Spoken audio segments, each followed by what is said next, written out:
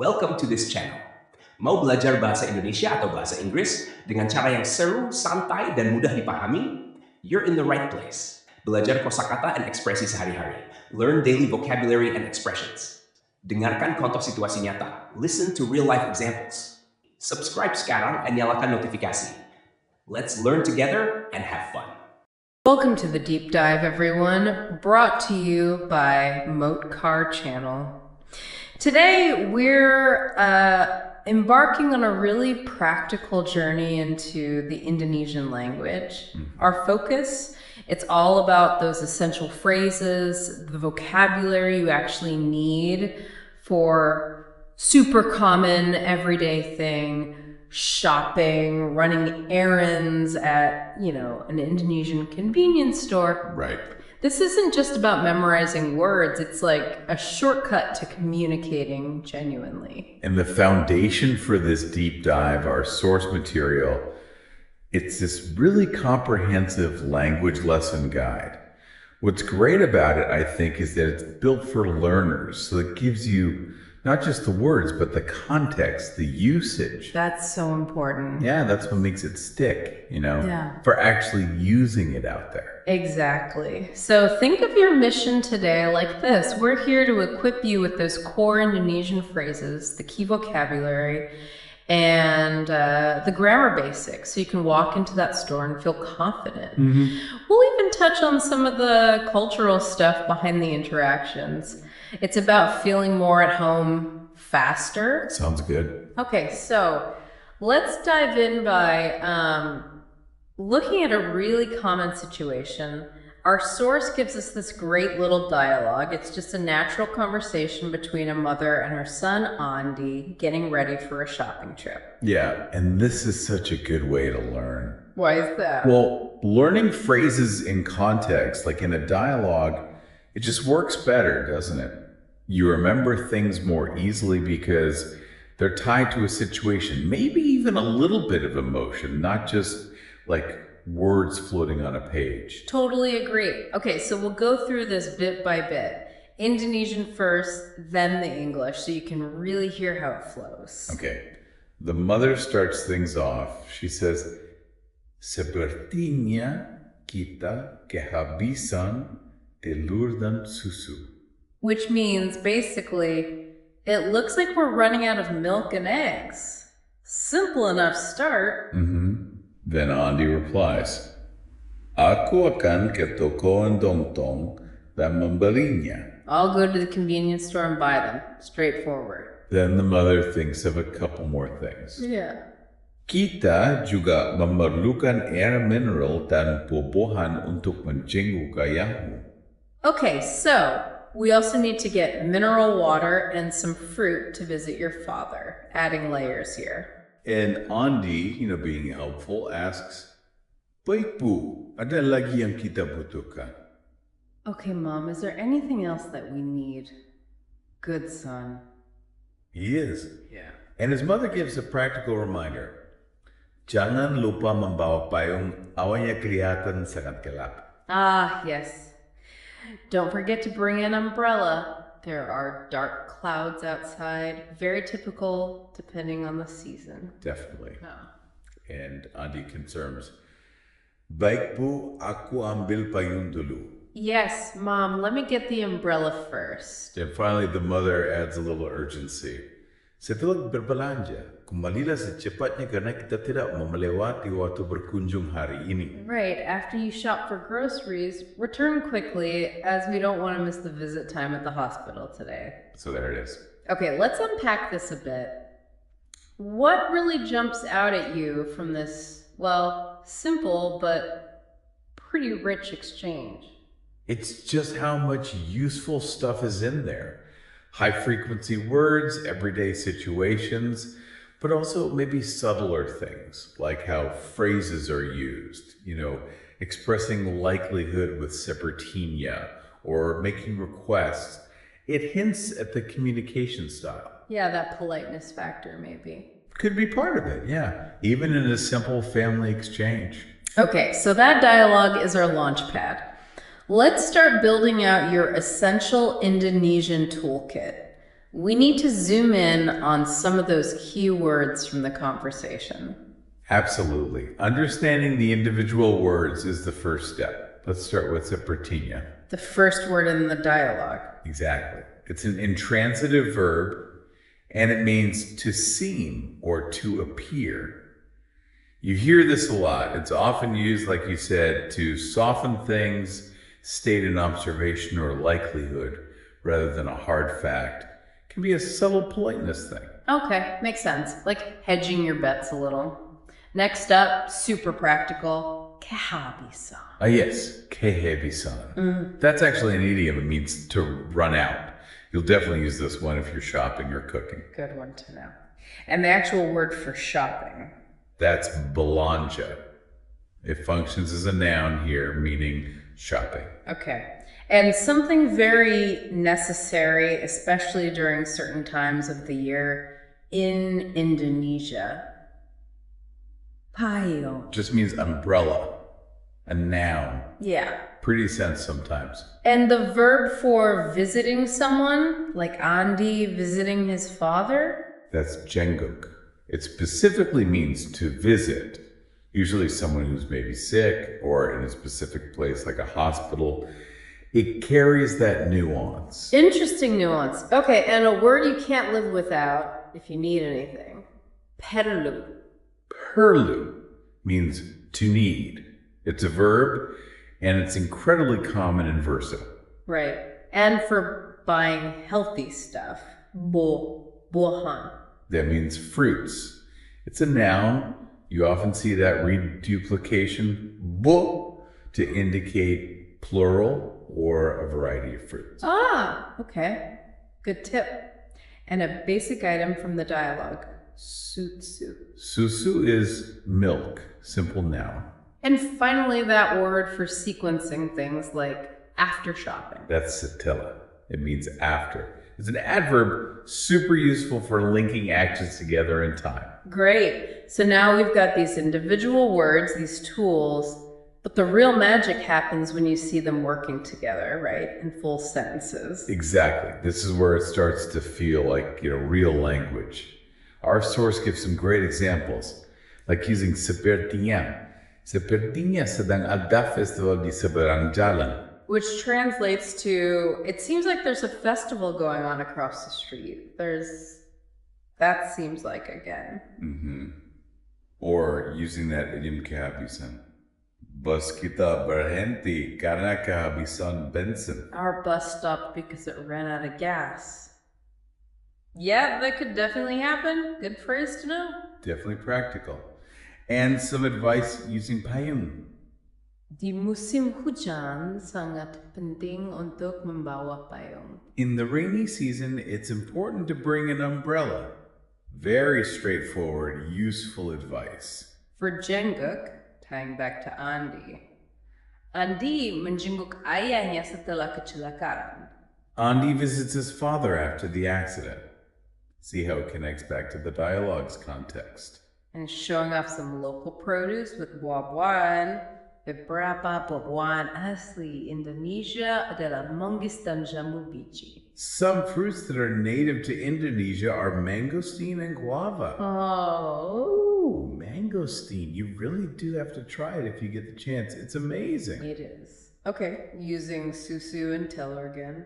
Saya the toko membeli susu dan telur. I'm going to the store to buy some milk and eggs. Simple, direct. Something you could easily say yourself. Totally usable. And finally, showing setelah in a slightly more formal context. Setelah mendapatkan surat konfirmasi, kamu bisa mengajukan permohonan visa. After getting the confirmation letter, you can apply for a visa. Okay, so it works for more official sequences too. Exactly. It just shows the order of things. Okay, this is really helpful. Now, maybe we can dig a little deeper into a few of these key phrases, like setelah, perlu, and sepertinya. You mentioned their high utility. Yeah, definitely. Understanding their nuances really helps you sound more natural. Let's take setelah after. Right. How flexible is it? Pretty flexible. It marks time sequence. Like setelah rapat, after the meeting. Setelah makan, after the meal. Setelah rehat, after the break. Simple enough, but it also clearly shows the order of actions, like in the example sentence. Setelah mandi, dia pergi tidur. After taking a bath, he goes to bed. Right, it connects action A to action B, essential for telling any kind of story or explaining steps. Got it. So it really structures the narrative. What about perlu, to need? Perlu is very common, very direct, usually pops up right after the subject. You hear it with basic needs all the time. Perlu tidur, need to sleep. Perlu makan, need to eat. Perlu istirahat, need to rest. Basic survival stuff. Exactly. And the source example was good. Untuk membayar biaya kuliahnya, dia perlu bekerja paruh waktu. To pay for his tuition fee, he needs to work part-time. So, stating a requirement clearly. Precisely. And then there's separatinia, which started our whole dialogue. Right, it seems like. Yeah, it's all about expressing appearance or likelihood, often with a bit of uncertainty. It seems like, it appears like, it's a common way to make a prediction without sounding too definite. Like, sepertinya akan ada badai. It seems like there will be a storm. Or the other example. Sepertinya akan hujan. It appears like it's going to rain. It just softens the assertion, which, as we mentioned, can be part of that polite conversational style. Okay, fantastic. Now for the really practical stuff, the phrases you absolutely need when you walk into that toko, kelontong, that convenience store, asking, do you have? That's gotta be number one. Absolutely essential. Your go-to phrase is permisi, apakah ada plus noun. Okay, break that down. So permisi is your polite opener, like, excuse me. Then apakah ada basically means, is there, or do you have? And then you just add the noun you're looking for. Simple enough. So going back to our dialogue items, permisi, apakah ada telur dan susu? Perfect. Excuse me, do you have milk and eggs? And notice, in English we'd likely say milk and eggs plural, but often in Indonesian here, the singular noun works fine in this context. Good point. Or if I wanted veggies and fruit. Permisi, apakah ada sayuran dan buah-buahan? Excuse me, do you have vegetables and fruits? And the source had a more general one too, right? For like a guest house. Yeah, shows this flexibility. Permisi, apakah ada kamar kosong? Excuse me, is there any room vacant? Okay, so that's a really useful template. Definitely. So once you've found what you need, next step is usually the price. How do we ask how much? The most general all-purpose phrases are berapa harganya? How much is it? And maybe more for services or rates, berapa tarifnya? How much is the rate? So those are safe bets in most situations. The very safe bets. Widely understood. But you could be more specific if you want. Like for the apples. Right. Berapa harga sekilo apel ini? How much is the price for 1 kilo of these apples? Or just pointing at something, like a book. Berapa harga buku ini? How much is this book? And back to the room example. Berapa tarif kamar ini untuk semalam? What's the rate of this room per night? Using tariff there for rate. Okay, and renting a space. Berapa harga sewa ruang serbaguna ini? How much is the rent for this function room? Sewa meaning rent. Got it. So you've gathered your milk, eggs, maybe some fruit. You're at the checkout. You need the total. Crucial final step. 2 simple ways. Berapa harga totalnya? How much is the total price? Or you could ask, berapa total yang harus saya bayar?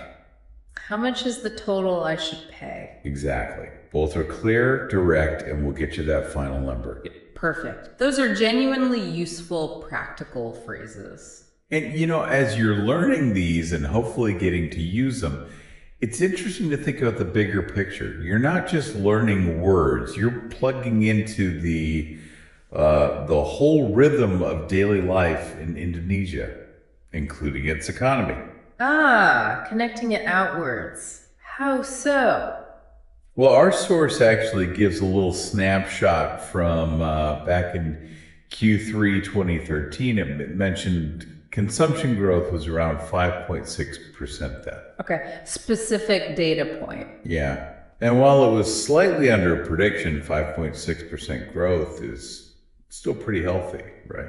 It points to a lot of economic activity. So people were out there shopping, using these kinds of phrases. What was driving that growth back then?